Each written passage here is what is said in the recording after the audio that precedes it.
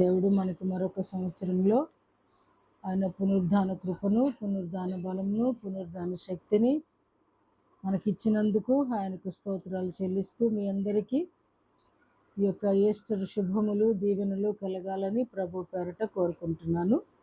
ఈరోజు వాక్య ధ్యానం నిమిత్తము యోహాను సువార్త 20వ అధ్యాయము చివరి మాట.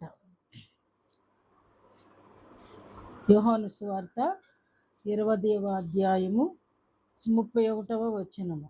యేసు దేవుని కుమారుడైన క్రీస్తు అని మీరు నమ్మునట్లును నమ్మి ఆయన నామమందు జీవం పొందినట్లును ఇవి రాయబడింది. మరొక మరి అందరం కలిసి చదువుదాం ఈ మాట.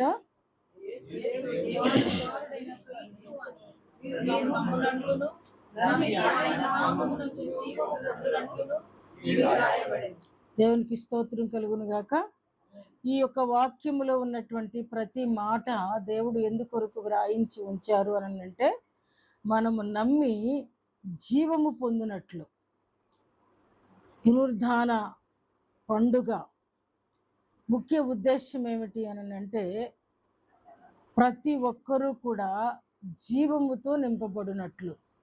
అంటే ఇప్పుడు చనిపోయి ఉన్నామని కాదు, ఇది శారీరకమైన సందేశం కాదు, ఇది జీవము పొందినట్లు. ఎందుకంటే ప్రభువారు చనిపోయింది ఎందుకొరకు అని అంటే మనల్ని చావు నుండి తప్పించడానికి.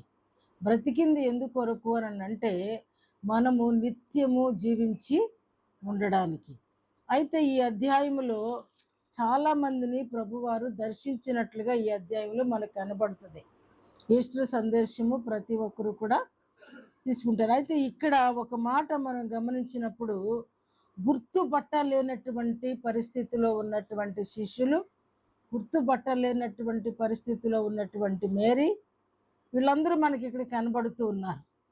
అయితే ఆయన జీవం పొందిన తరువాత, అంటే తిరిగి లేచిన తరువాత ప్రభువారు మొట్టమొదటిగా సందర్శించిన వ్యక్తి ఆయన 7 దయ్యములు వదిలించినటువంటి మగ్దలీనా. ఆమెకి అటువంటి ధన్యత వచ్చింది.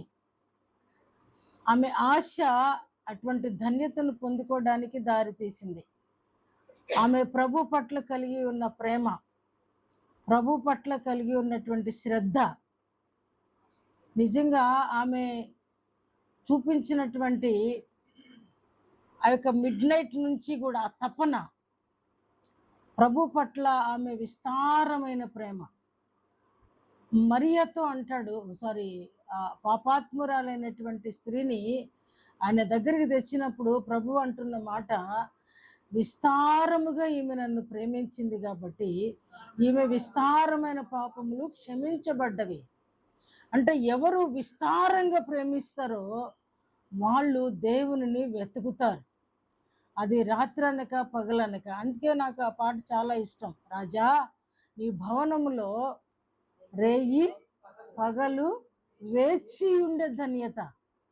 నిజంగా దేవుని సన్నిధిలో వేచి ఉండే ధన్యత చాలా తక్కువ మందికి, వెసులుబాటు ఉండదు. ప్రభువారి దగ్గరికి కూడా చాలామంది ఆయన అద్భుతాలు ఆశ్చర్యకార్యాలు చూడడానికి వచ్చినప్పుడు ఆయన బోధిస్తున్నటువంటి విధానము నచ్చిన వాళ్ళు వెనక్కి వెళ్ళిపోయారు. ఏంటి, మేము ఏదో రొట్టెలు పెడుతున్నాడంటే వచ్చాము, లేదా రోగాలను బాగు చేస్తున్నాడంటే వచ్చాము, అద్భుతాలు చేస్తున్నాడంటే వచ్చాము, కానీ ఈయన బోధించే విధానం చూసినప్పుడు చాలా కఠినంగా ఉంది. కాబట్టి ఈ కఠినమైన బోధ మేము జీర్ణించుకోలేము, ఈ కఠినమైన బోధలో మేము నిలిచి ఉండలేమని వాళ్ళు వెళ్ళిపోయారట. వెళ్ళిపోయినప్పుడు ప్రభువారు అడుగుతారు, మీరు కూడా వెళ్ళిపోగోరుతున్నారా అని అడుగుతాడు శిష్యుల్ని. ఆ సందర్భంలోనే పేతురు భక్తుడు అంటాడు, అయ్యా మేము ఎక్కడికి పోతామయ్యా, నువ్వు నిత్య జీవపు మాటలు గలవాడవు కదా అంటాడు. నిత్య జీవపు మాట. ఇక్కడ కూడా అంటున్నాడు, యేసు క్రీస్తు. యేసు అంటే రక్షకుడు, క్రీస్తు అంటే అభిషక్తుడు. అందుకే తోమాని దర్శించినప్పుడు అతను అంటున్న మాట, తోమా గుర్తుపట్టలేకపోవటం కాదు, అసలు ప్రభువారు లేచారంటే నమ్మలేకపోవటం. అలాంటి పరిస్థితుల్లో ప్రభు తనని దర్శించిన తర్వాత తోమ అంటున్న మాట, నా దేవా, నా ప్రభువా, నా యేసు, నా క్రీస్తు. యేసే రక్షకుడు. క్రీస్తు అంటే నిన్ను అభిషేకించేవాడు, నీకు పునరుద్ధాన శక్తినిచ్చేవాడు, మెస్సయ్య, రాబోతున్నటువంటి రారాజు. అందుకని ఆయన యేసు క్రీస్తు. యేసుతో ఆగిపోలేదు, ఆయన క్రీస్తులో కూడా విజయాన్ని మనకి ఇవ్వడానికి ఆయన సమస్తాన్ని కూడా ఆయన విడిచిపెట్టారు అని మనం అర్థం చేసుకోవాలి. ఇక్కడ అంటున్న మాట, ఇక్కడ మేరీతో అంటున్న మాట, ఎవరిని వెతుకుచున్నావు? దేవుడికి తెలియదా అండి? ఈమె ఎవరిని వెతుకుతుందో ప్రభుకు తెలియదా? హృదయంలో ఆశ దేవునికి తెలియదా? హృదయపు ఆలోచన దేవునికి తెలియదా? కానీ నాకు తెలుసో లేదో దేవుడు తెలుసుకోవడానికి, అసలు నేను వెతికేది ఏమిటో నాకు తెలియాలి.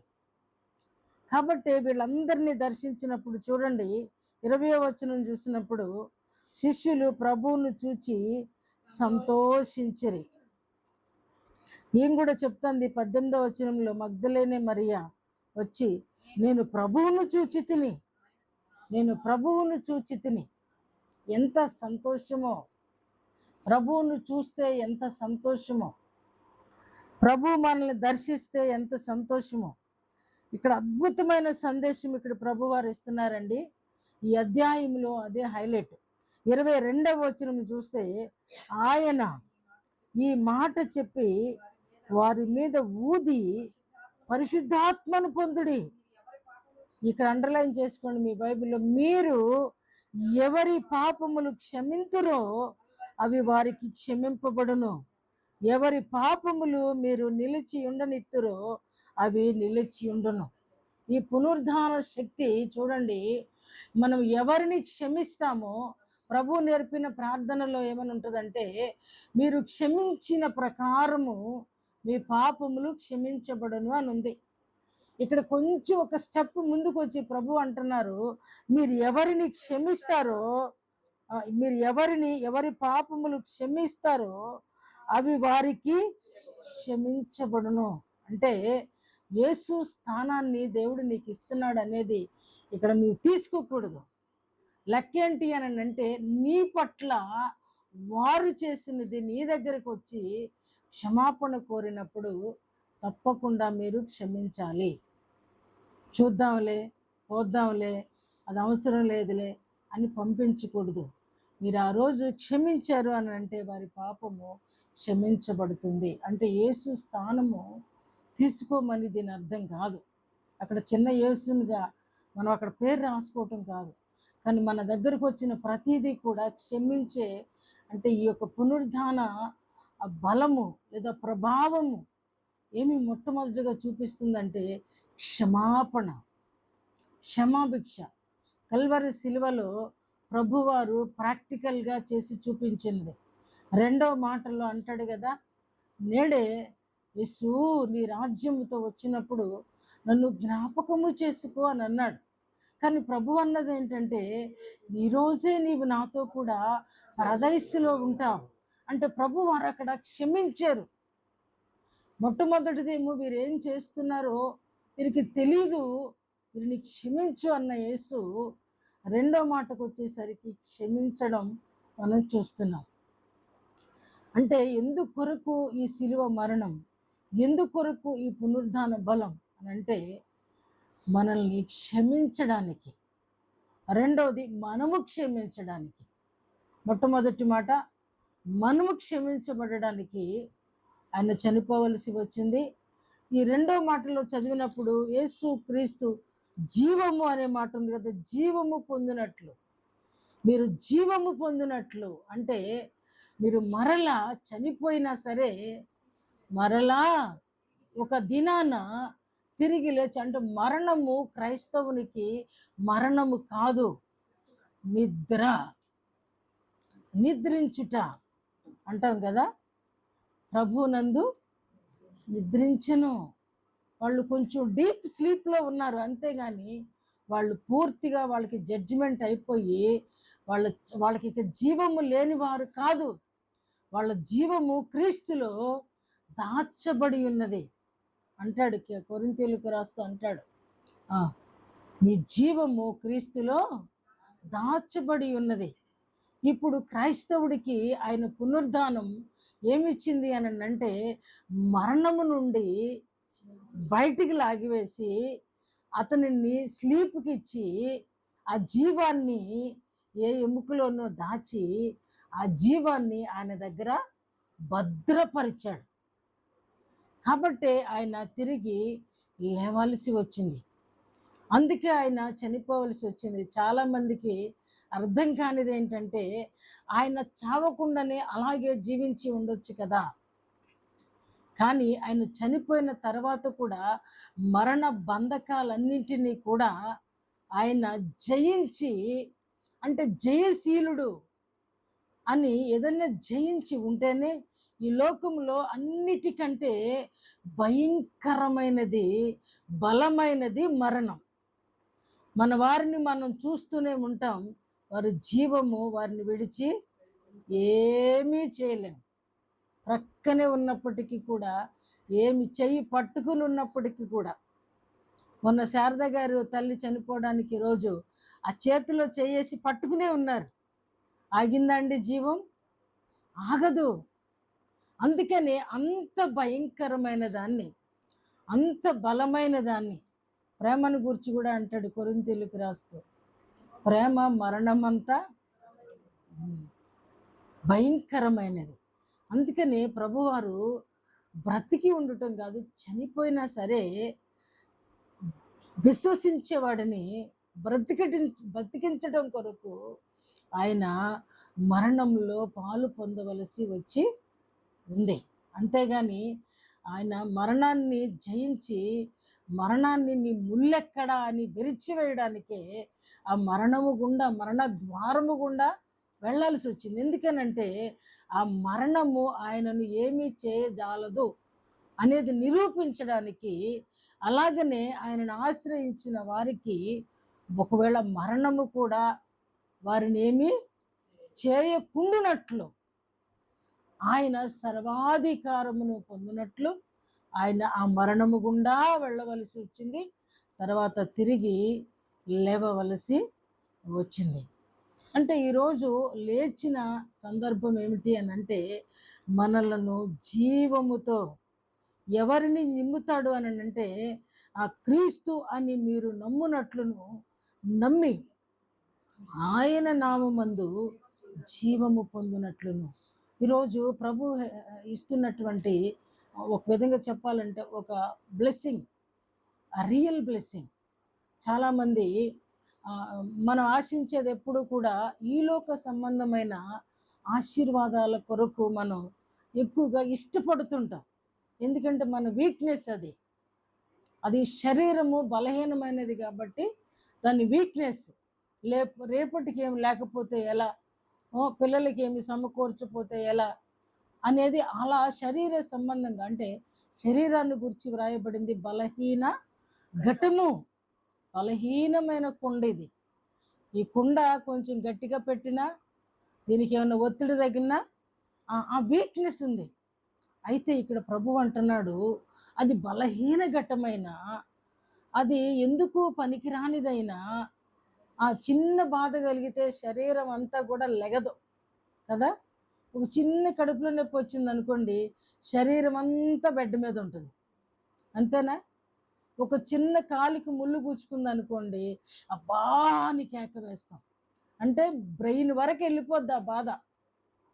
ప్రతిదీ కూడా అంటే ఈరోజు ఈ శరీర సంబంధమైన బలహీనత మనకు బలముగా పనిచేస్తున్న కారణాన్ని బట్టి ప్రభువు ఈ శరీర బలహీనతలన్నిటినీ విడిపించటానికి ఆయన దెబ్బలు తినాల్సి వచ్చింది, ఆయన గాయపరచబడవలసి వచ్చింది. అదే సమయంలో మనల్ని విడిపించడానికి ఆయన అద్భుతముగా పునరుద్ధానము చెందవలసి కూడా వచ్చింది. మరణము బంధించి ఉంచుట అసాధ్యము, మరణమును జయించాడు. మనకు కూడా దేవుడు ఇస్తున్నటువంటి ఆ జీవం ఏంటంటే, మనం ఒకానొక సమయంలో తీర్పులోనికి వెళ్ళిన తర్వాత, గత సంవత్సరం కూడా చెప్పిన జ్ఞాపకం ఉంది.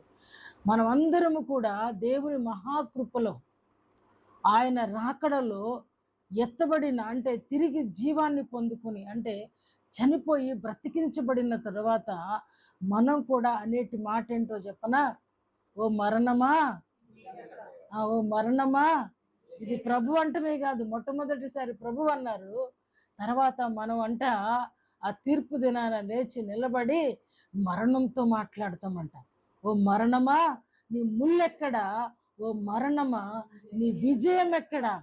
మరణపు ముళ్ళును విరిచిన యేసుక్రీస్తు వారు మమ్మలను నిత్య జీవములోనికి దాటించి ఉన్నారు.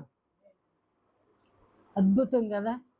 ఆయన పునరుద్ధానం అనేది కావలసి వచ్చింది అందుకే. ఎందుకంటే మనల్ని వెలిగించడానికి, మనల్ని జీవింపజేయడానికి, మనల్ని నిలబెట్టడానికి, మనల్ని బలపరచడానికి ఆయన, అంటే ఆ లాజరు సందర్భంలో అంటాడు, ఆ బ్రతికి నా యందు విశ్వాసం ఉంచువాడు ఎప్పటికీ చనిపోడు. చనిపోయి నా యందు విశ్వాసం ఉంచువాడు చనిపోయినను తిరిగి బ్రతుకును. బ్రతికున్నవాడు బ్రతికున్నవాడు చనిపోడు అని అంటే నిద్రపోతాడే తప్ప చావడు. ఇవాళ క్రీస్తునందు మృతులైన వారందరూ కూడా డీప్ స్లీప్లో ఉన్నారు. కనుకనే వాళ్ళు ఏమంటున్నామంటే ధన్యులు అంటున్నాం.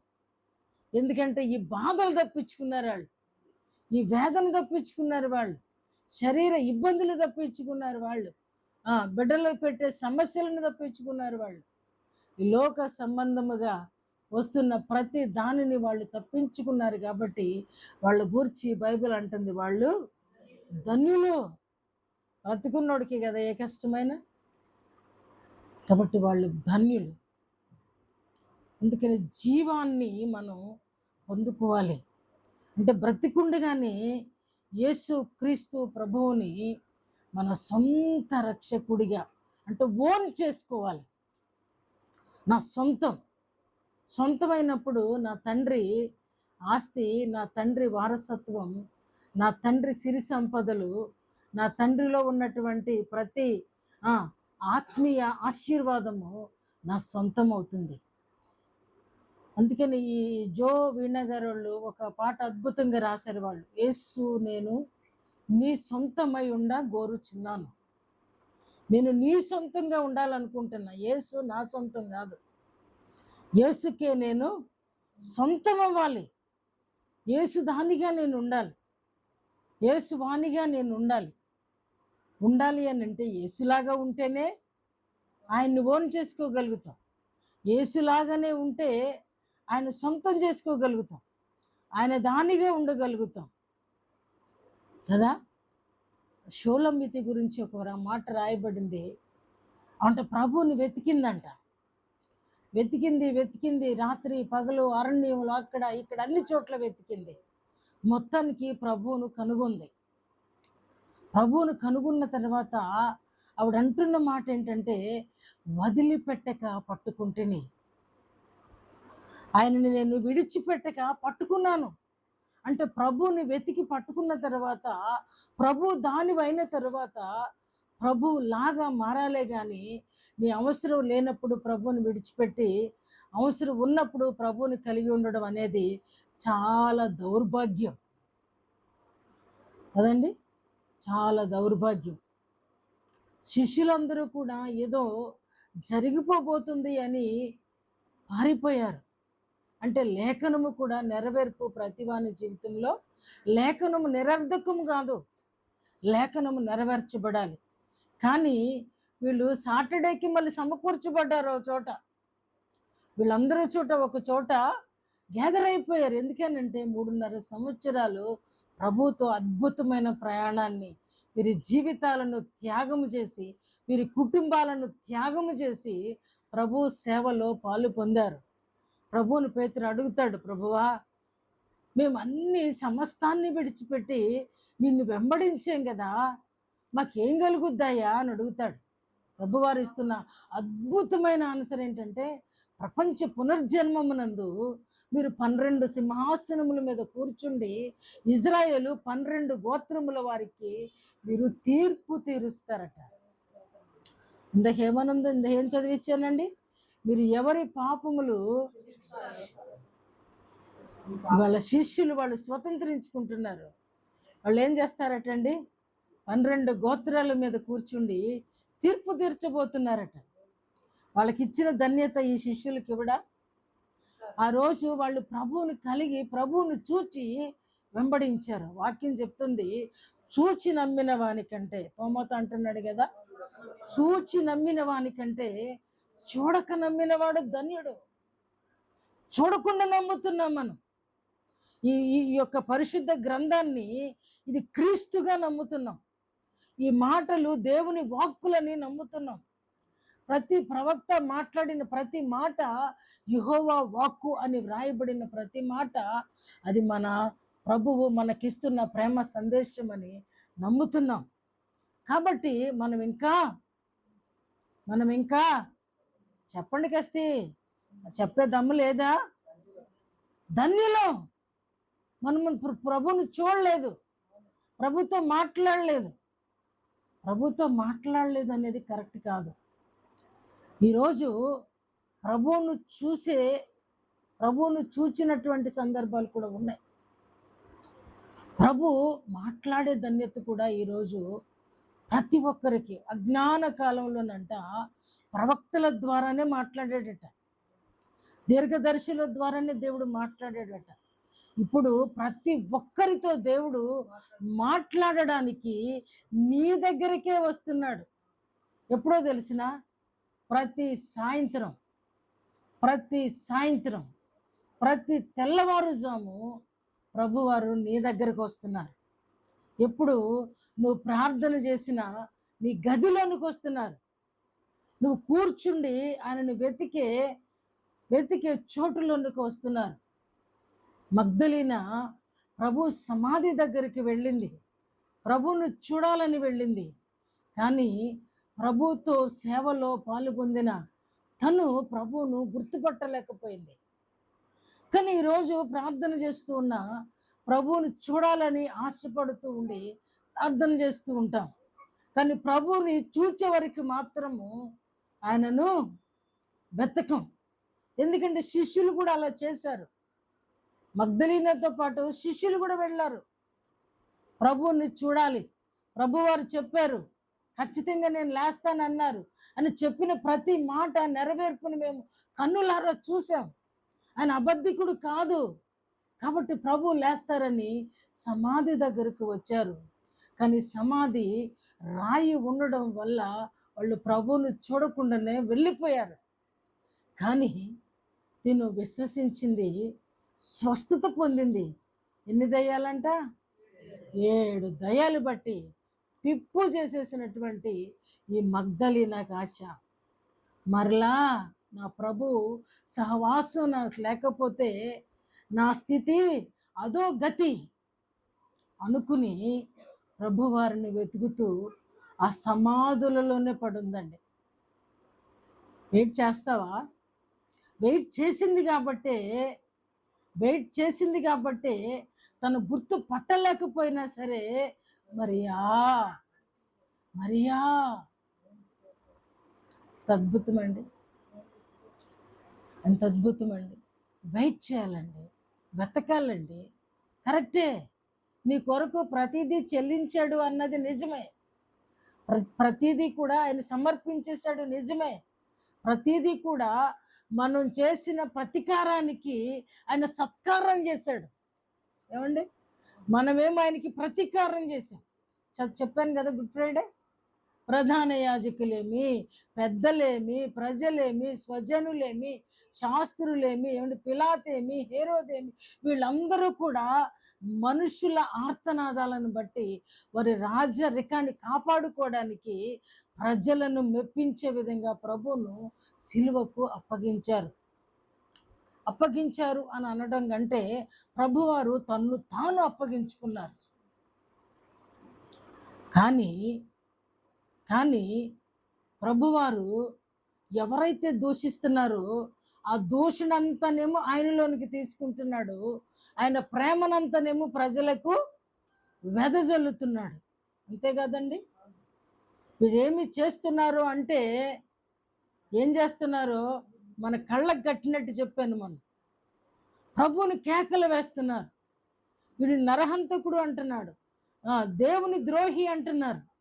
ఏమండి, దేవాలయాన్ని పడగొట్టి 3 దినాలలో లేపుతాడనేటువంటి నేరాన్ని ఆయన మీద నేరాలు మోపుతున్నారు. అబద్ధ సాక్షుల్ని ఇద్దరిని పెట్టారు. మేము అంటంగా విన్నామంటున్నారు వాళ్ళు. ఇంత జరుగు ప్రజలందరూనేమో ఆయన మీద నేరాలు మోపుతుంటే ప్రభువారు మాత్రం అది లోపలికి ఆయన తీసుకుంటూ, ఆయన భరిస్తూ, ఆయన సహిస్తూ, ఆయనలో ఉన్న తత్వాన్ని మాత్రం ప్రజలలోనికి పంపించాడు. కాబట్టే ఆ శతాధిపతి అంటాడు కదా, అరే 6 గంటల్లోనే చనిపోయాడా, ఇంత త్వరగా చనిపోయాడా, ఈయన నిజముగా దేవుని కుమారుడే, ఈయన నిజమే. సాధారణమైన వాళ్ళు 6 రోజులు ఉంటారు, సాధారణమైన వాళ్ళు 3 రోజులు ఉంటారు. కానీ ఈయన నిజముగా ఇంతమంది ఇంత అవహేళన చేస్తున్నా అదంతా భరించింది ఎందుకొరకు అని అంటే, ఇదిగో ఈ జీవాన్ని నీకు నాకు ఇవ్వటానికే, ఈ పాప క్షమాపణ నీకు నాకు ప్రసాదించడానికే, చచ్చినా సరే మన కుటుంబాన్ని ఆయన మోయడానికే. కుటుంబ యజమానులు చనిపోయిన తర్వాత ప్రభు అంటాడు కదా, నేను నీకు భర్తనై ఉన్నాను. ఆ కుటుంబాన్ని మోస్తాడండి దేవుడు. నా కుటుంబాన్ని దేవుడు మోస్తాడండి. ఆయన మొయ్యబట్టే, ఆయన జీవం ఇవ్వబట్టే, ఆయన కృపను కనబరచబట్టే, ఆయన ధైర్యపరచబట్టే, ఇదంతా పునరుద్ధానంలో ఉన్న ఆ శక్తి మాత్రమే, పునరుద్ధానం అందించేటువంటి శక్తి మాత్రమే. ఈరోజు మనం ప్రభావితులమై ఇక్కడికి వచ్చామంటే ఆ స్టీఫెన్ని మనం జ్ఞాపకం చేసుకుంటే ఆయన గురించి వ్రాయబడుతున్న మాట చూద్దాము. అద్భుతమైన మాట, అది చాలా ఇష్టమైన మాట నాకు. 6వ అధ్యాయము. ఆ స్టెఫన్ను చూస్తుంటేనంట దేవుని దూతలాగా ఉన్నాడంట. 15వ వచనం 6వ అధ్యాయము. వారందరూ అతని వైపు తేరి చూడగా అతని ముఖము దేవదూత ముఖము వలె అతనికి కనబడెను. అద్భుతం కదా. దేవుడు, ఇది మహిమ అంటాం. యేసు ప్రభువును ఆ మగ్దలీనా ఎందుకు గుర్తించలేకపోయిందంటే ఆయన దగ్గర ఉన్నది ఇప్పుడు మహిమగల శరీరము. అమ్మా, నన్ను ముట్టొద్దు, నేను ఇక తండ్రి వద్దకు వెళ్ళాలా అంటే ముట్టుగా, అప్పుడు దాకా కూడా ప్రభువుని ముట్టుకునే అవకాశాన్ని కూడా ప్రభువారు ఇచ్చారు. ఇప్పుడు ముఖము దేవదూత ముఖం అంట. ఎందుకని స్టీఫెన్ ముఖం దేవదూత ముఖం లాగా ఉంది అని అంటే, ఆయన పునరుద్ధాన శక్తి. ఓవైపు ఆయన్ని తీసుకొని వచ్చి రాళ్లతో కొడుతూ ఉంటే ఆయన ప్రార్థన చేసే విధానం చూసినప్పుడు 7వ అధ్యాయంలో ఆ మాటలు ఉన్నాయి చూడండి. చివరి వచనంలో, యేసు ప్రభువా, నా ఆత్మను చేర్చుకొనమని స్టెఫను పలుకుచుండగా వారు అతనిని రాళ్లతో కొట్టిరి. అతడు మోకాళ్ళుని, ప్రభువా, వారి మీద ఈ పాపము మోపకము. చూసారా, ఇది పునరుద్ధాన శక్తి అంటే. ఒక వ్యక్తి చచ్చి బ్రతకడు అంటారు కదా సాధారణంగా. బాప్తిజం తీసుకున్న రోజున పాస్టర్లు మాత్రం ఒక అబద్ధ ప్రసంగం చేస్తారు. నువ్వు ఇప్పుడు నీళ్ళల్లో మునిగావు కాబట్టి నీ పాపాలన్నీ కూడా క్షమించబడిపోయి నీళ్ళల్లో నుండి పైకి లేచావు కాబట్టి నువ్వు రక్షించబడిపోయావని. అది ఎంతవరకు నిజమో నేను దాన్ని అంగీకరించలేను, కానీ వాక్యాన్ని గౌరవిస్తాను. కానీ వాళ్ళు నిజంగా పాప క్షమాపణ పొంది బాప్తిసం తీసుకుంటే ఆ వాక్యం వాళ్ళకి వర్తిస్తుంది. కానీ ఆ అనుభవం లేకుండా పెళ్లి బాప్తిసాలు తీసుకుంటారే, సమాధి దొడ్డి కొరకు బాప్తిసాలు తీసుకుంటారే, వీళ్ళ గురించి చెప్తున్నాను. అది కరెక్ట్ అయింది కాదు. నమ్మి బాప్తిస్మము పొందినవాడు రక్షించబడును. నమ్మాలి. ఎలా నమ్మాలంటే యేసు క్రీస్తు ప్రభువని నీ నోటితో ఒప్పుకోవాలి, నీ మనసులో విశ్వసించాలి. అప్పుడే నువ్వు రక్షించబడతావు. ఇక్కడ స్టెఫను నిజంగా యేసు క్రీస్తు కలిగిన అనుభవాన్ని కలిగి నిజంగా రాళ్లతో కొట్టుతా ఉంటే దెబ్బలకి అబ్బా అబ్బా అని కేకలు వేయవలసినటువంటి స్టెఫన్ భక్తుడు, ఈ స్టెఫన్ గురించి వ్రాయబడిన మాట, ఈయన పెద్ద బోధకుడు కాదు, పెద్ద ప్రవక్త కాదు, పెద్ద సేవకుడు కాదు. ఆ యొక్క శిష్యులందరూ కూడా సేవ భారం పెరిగిన తర్వాత వాళ్ళు అసిస్టెంట్స్గా వీళ్ళని తీసుకున్నారు. ఒక 7గురిని పిలిచి పేతురు భక్తుడు అభిషేకిస్తాడు. అబ్బాయి మీరందరూ కూడా ఏదన్నా భోజనాలు రొట్టె చేపలు వచ్చినప్పుడు ఆ యొక్క పరిచర్యలు మీరు చేయండి, మేమందరికీ బోధిస్తాము, మీరు ఈ పరిచర్య చేయమని వాళ్ళకి అప్పగించబడినటువంటి ఆ బోధ, ఆ సేవ, ఎంత సేవ అండి అది. అయితే ఆ సేవలో స్టెఫన్ ఎంత నమ్మకంగా ఉన్నాడో మనకు అర్థమైపోతా ఉంది. మనుషులు రాళ్లతో కొట్టి చంపుతూ ఉంటే ప్రభువా నీ పాపాన్ని వీళ్ళ మీద నీవు మోపొద్దు, యేసు ప్రభు స్థానంలో అతను ఉన్నాడని చెప్పడంలో ఏమాత్రం సందేహం లేదు. ఎందుకంటే ఇందాకన్నది అదే, యేసులాగా మారాలి. యేసు నావాడు అని చెప్పుకుంటాం, యేసు నావాడని నమ్ముదునని పాడటం కాదండి, ప్రాక్టికల్. అందుకే నీ దగ్గరికి ఎవరి పాపాలు నీ దగ్గరికి వస్తాయో వారిని క్షమించు. నువ్వు క్షమిస్తే వారి పాపాలు క్షమించబడతాయి అన్నాడంటే నిజంగా స్టెఫన్ ఇలా అడిగినప్పుడు క్షమించకుండా ఉండుంటాడంటారా దేవుడు? ఏమండి? క్షమించబట్టే నిజంగా అతని రూపం మారిపోయింది, అతని యొక్క మాట తీరు మారిపోయింది, తన హృదయములో ఆ స్పందన మారిపోయింది. ఓ సహోదరు రాసింది కదా పాట, సీరు మారింది, అదో స్టైల్. తీరు స్టైలు శారీరక సంబంధమైంది కాదు, మనస్సు లోపల మారాలండి. మనస్సు శరీరం కంటే బలమైంది, శరీరాన్ని త్రిప్పివేస్తుంది. కొన్నిసార్లు మనస్సులో బలమైన దారిద్ర్యపు ఇచ్చి కలిగినప్పుడు శరీరాన్ని త్రిప్పివేస్తుందండి. కాబట్టి మనస్సు మారాలి.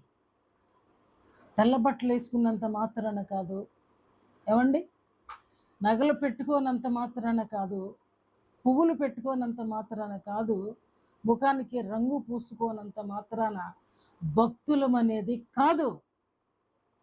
చాలామంది ఇప్పుడు చెప్పినవన్నీ ఉన్నా సరే వారి భక్తిని కాపాడుకునేటువంటి భక్తులు లోకంలో ఉన్నారు. కాబట్టి మనం మారవలసింది స్టెఫన్ లాగా, మనం మారవలసినది యాకోబులాగా. యాకోబుని ఖడ్గముతో పొడిచి చంపారట. ఎందుకు ఈ పునరుద్ధానం అని అంటే యేసు ప్రభువారు మన పక్షముగా చనిపోయి మనల్ని రక్షించారు. ఇది నెంబర్ 1. అయితే యేసు కొరకు చనిపోవటం కూడా ధన్యతే. ఏమండి? యేసు కొరకు చనిపోవటం. ఈ 11 మంది శిష్యులు ఇంచుమించుగా ప్రభు కొరకు మొదటి శతాబ్దంలో హతసాక్షులే. వీరందరూ కూడా చంపబడిన వారే. సహజంగా చనిపోయింది యోహాను భక్తుడు మాత్రమే. వృద్ధాప్యంలో ఆయనకు కూడా భయంకరమైన శిక్ష ఇచ్చారు. మరుగుతున్న నూనె ఒక పెద్ద బాళ్ళని పెట్టి కింద సెగబెట్టి మరుగుతూ ఉన్న నూనెలో యోహాను భక్తుల్ని వేశారటండి. దేవుడు చావనిచ్చాడండి. అదే అన్నాడు ఎవరితో? లాజరుతో, బ్రతికి నా యందు విశ్వాసం ఉంచితే నూనెలో వేసినా, ఏమండి, ఎక్కడ వేసినా చనిపోరు. పేతురు గారి తల్లి గురించి చెప్తాను కదా, పేతురు భార్య గురించి చెప్తాను కదా. పేతురుని తప్పించేయడానికి, పేతురును ఇబ్బంది పెట్టడానికి ఫస్ట్ పేతురు భార్యని తీసుకొచ్చారంట చంపడానికి. 2 చెట్లకు ఆమె 2 చేతులను కట్టి నిలువున వ్రేలాడ వేస్తే ఆ బాధకి పేతురుని పిలిచారంట, చూడు ఇదిగో నీ భార్యని ఈ విధంగా హింసిస్తున్నావు, నువ్వు నీ భక్తిని విడిచిపెట్టు అని అంటే పేతురు తన భార్య దగ్గరికి వెళ్ళి అన్నాడంట, అమ్మా నాకంటే నువ్వు ధన్యురాలివి, నాకంటే ముందు నా ప్రభువుని నువ్వు చూస్తావు. ఎంత ధన్యత అండి. ఉందా బాంధవ్యం? ఉందా భార్య అని ఉందా? ఏమండి ఆ రోజు భార్యను బ్రతికించుకుంటే పేతురు పూర్తిగా రాడు రెండోసారి. ఎందుకంటే ఆల్రెడీ ఒకసారి వెనక్కొచ్చి వెళ్ళిన వాడే. తెలుసు తనకి, మరలా నేను ఈసారి వెనక్కి వచ్చానంటే ఇక దేవుడు నాకు అందుకనే నాగట్టి మీద చేయిపెట్టి నాగట్టి మీద చేయిపెట్టి వెనుక తట్టు చూచివాడు నాకు పాత్రుడు కాడు. దేవుడు చూడొద్దు అన్నాడు. లోతు భార్యని చూచింది, గతి లేకుండా పోయింది కదా. దేవుని మాట నిరర్ధకము కాదు. అందుకనే స్టెఫన్ భక్తుడు ఈ ఈ పునరుద్ధాన శక్తివంతుడు అని చెప్పొచ్చు. అంటే మరి పాత నిబంధనలో ఎలాగానంటే చూస్తే కదా, యోబు భక్తుడు అంటాడు కదా, నేను చావను. 19వ అధ్యాయము 25వ వచనం చూస్తే నేను చావను. చూడండి, చీకిపోయిన ఈ శరీరముతో దేవుని చూస్తాను. ఒకవేళ నా శరీరము భూమిలో పడి చీకిపోవచ్చు కదండి, సజీవుడు ఎరుగుదును. చీకిపోయిన తరువాత చూచేదను. వెరీ గుడ్, చాలు. అపోస్తల కార్యాలు 2వ అధ్యాయము 25, 26 వచనాలు చూసినప్పుడు, అపోస్తల కార్యాల గ్రంథం 2వ అధ్యాయము 25, 26 చూసినప్పుడు ఇట్లా నేను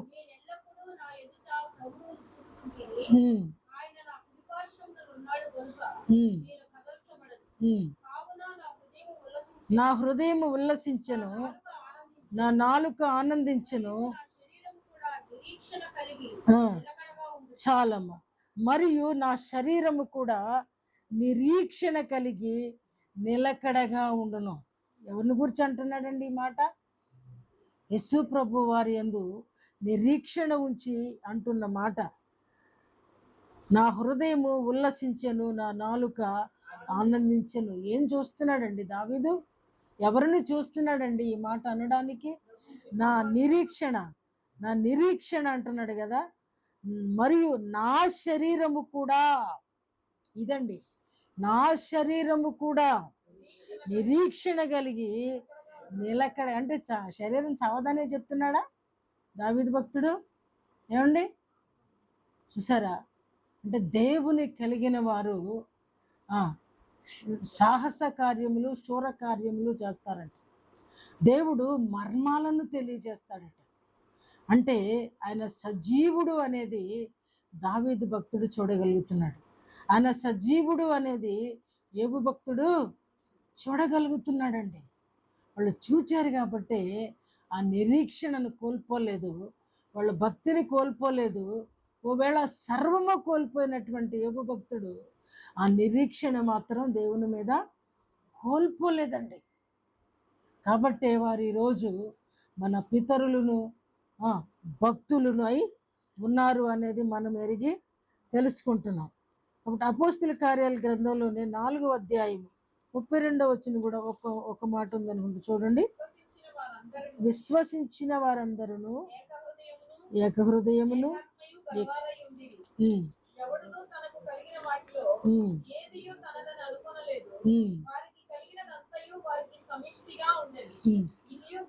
చాలు. ఇక్కడ ఒక మాట ఏంటంటే సమిష్టిగా విశ్వసించిన వారందరూ ఏక హృదయమును ఏకాత్మయు గలవారై ఉండిరి. అంటే విభేదాలు ఉండవు. దేవుని కలిగిన వారు, దేవుని ప్రభావితులు, దేవుని ప్రభావము వారి మీద పడిన వారు, దేవుని ప్రభావము వారిలోకి వచ్చింది. ఎవరితో అంటాడు దేవుడు? నా ప్రభావము. ఎవరితో అన్నాడు దేవుడు? 12 సంవత్సరాల రక్తస్రావము కలిగిన స్త్రీతో అంటున్న మాట ఏం వెళ్ళిందంట? దేవుని ప్రభావము ఆమెలోకి వెళ్ళినప్పుడు రక్తధార కట్టిందంట. దేవుని ప్రభావము ఎవరిలోకి వచ్చిద్దో వాళ్ళంట ఇక్కడ ఏక హృదయమును ఏక ఆత్మయు, తర్వాత ఎవ్వరూ కూడా స్వార్థంగా ఉండరు. అంటే ఆస్తుల మీద ఏమండి,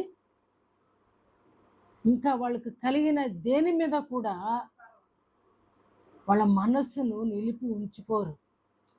ఇంకా మాకెందుకు, మా దేవుడు మాకున్నాడు కదా, ఇది మాకెందుకు, అసలు మనము ఇంత అద్భుతమైనటువంటి పరిచర్యను చేస్తున్నటువంటి ఈ యొక్క భక్తుల చేతిలో మనం ఉంటే మనం కూడా ఇలాంటి భక్తులుగా తీర్చిదిద్దబడతామని సంఘానికి సమిష్టి ఆలోచన.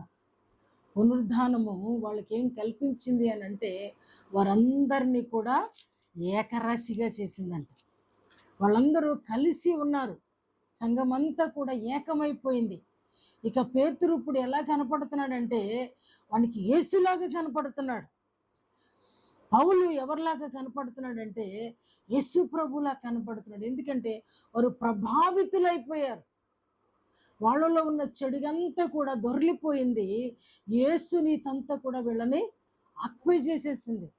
కాబట్టి వీళ్ళందరూ కూడా అందుకనే అంటున్నారు, మీరు ఎవరి పాపములు మీరు క్షమిస్తారో వారి పాపములు. ఈ ఆశీర్వాదం పాత నిబంధన భక్తులలో ఎవరికైనా ఉందా అని అంటే అబ్రహాముకు ఉంది. నువ్వు ఎవరిని ఆశీర్వదిస్తావో వారిని కూడా నేను ఆశీర్వదిస్తా, నీవు ఎవరిని శపిస్తావో నేను కూడా వారిని శపిస్తా. అంటే దేవుని ఛానల్ అయిపోతున్నాడు. భజన ఛానల్స్ ఉన్నాయి కదా కొన్ని, మనకి అవి చెప్పకూడదు అనిపిస్తుంది, కాకపోతే ఎగ్జాంపుల్ చెప్తే అర్థమవుతుందని. వాళ్ళు ఎవరు పెట్టుకున్న ఛానల్ వాళ్ళ గురించి మాత్రమే గొప్పలు చెప్తూ ఉంటుంది. కానీ కానీ యేసుని కలిగిన వాడు యేసు గొప్పతనాన్ని గురించి మాట్లాడతాడు. అతని గొప్పతనాన్ని గురించి మాట్లాడు, మర్చిపోతాడు. నేను దినకరన్ గారి ఫ్యామిలీ గురించి ఓ రోజు ప్రభు వారు నాతో మాట్లాడుతూ అన్నారు, వాళ్ళ పేరే వాళ్ళకి తెలియదు అన్నారు. దినకరన్ గారి గురించి తెలియని వాడు బహుశా ఇండియాలో ఎవరు ఉండుండ్రు, ఫారిన్ కంట్రీస్లో కూడా ఉండుండ్రేమో చాలా వరకు. కానీ వాళ్ళంట పేరు తెలియదంట.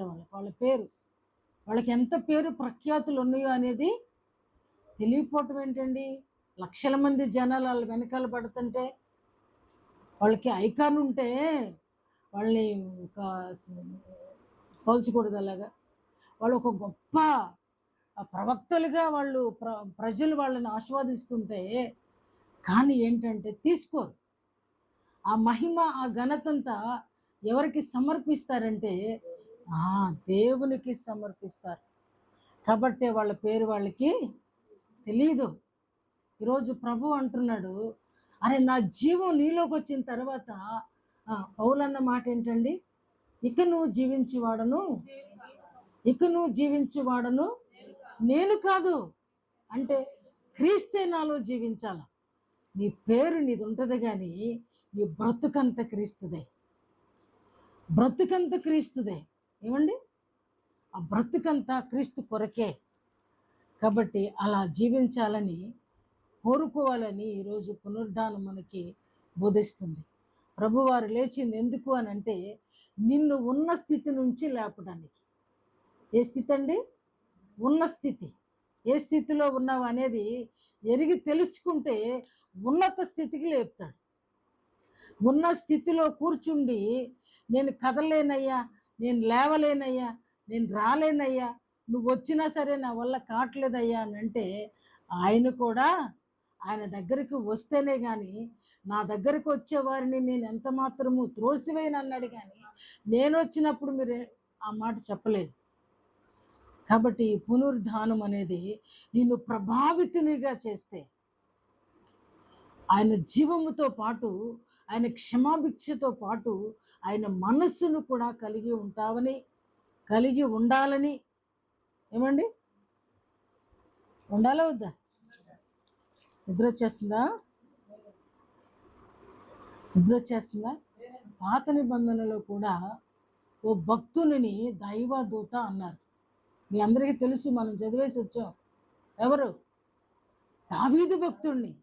ఆకీష్ అంటాడు కదా, ఆ ఫిలిస్తీన్ల పక్షంగా యుద్ధానికి వెళ్ళినప్పుడు ఇప్పుడు గుర్తుకొచ్చిద్ది. వెంటనే వాక్యం మర్చిపోతే ఎలా? యుద్ధం చేయడానికి వెళ్ళినప్పుడు ఫిలిస్తీన్లందరూ కూడా దావీదుని నమ్మరు.